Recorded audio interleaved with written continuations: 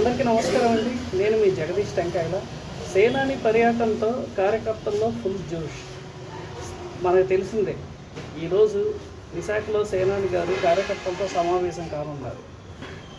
ఈ 2 రోజులు కార్యకర్తలతో, నాయకులతో, ఎమ్మెల్యేలతో, ఇన్ఛార్జీలతో సేనాని గారు పర్యటించారు విశాఖపట్నంలో. దానికి విశాఖపట్నం వేదికగా ఎంచుకున్నారు.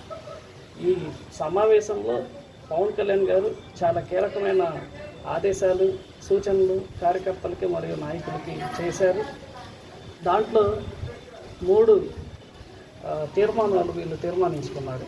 మొదటిది, కార్యకర్తలకి ఎమ్మెల్యే స్థాయి నాయకులు అండగా ఉండాలి.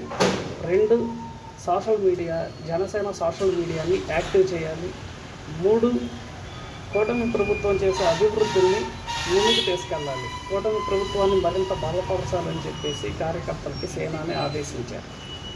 ఈ 3 తీర్మానాలతోటి కార్యకర్తల్లో నూతన ఉత్సాహం నెలకొంది. అలాగే ఇకపైన సేనాని కార్యకర్తలను వదిలిపెట్టి వెళ్ళనని, కార్యకర్తలతో రెగ్యులర్గా టచ్లో ఉంటానని, కార్యకర్తల ఇళ్లలో బస చేస్తానని ఆదేశించారు. వాళ్ళకి మాట ఇచ్చారు. అలాగే పార్టీ బలోపేత దశకు కూడా సేనాని కృషి చేస్తున్నట్టు నిఘా వర్గాలు చెప్తున్నాయి.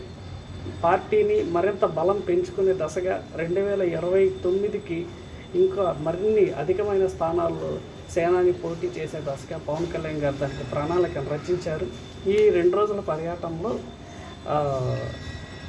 ఈ ఋషికొండ ఏదైతే ఉందో ఆ ఋషికొండని పవన్ కళ్యాణ్ గారు పర్యటించారు. ఋషికొండకి వెళ్ళి అక్కడ ఎంత బడ్జెట్తో ఋషికొండను కట్టారు, దీన్ని ఎలా వినియోగిస్తున్నారు, ఇప్పుడు ప్రభుత్వం దీన్ని ఎలా అందుబాటులో తీసుకురావాలనే దానిపై ప్రక్షాళన చేయడానికి ఋషికొండకి పవన్ కళ్యాణ్ గారు వెళ్ళారు.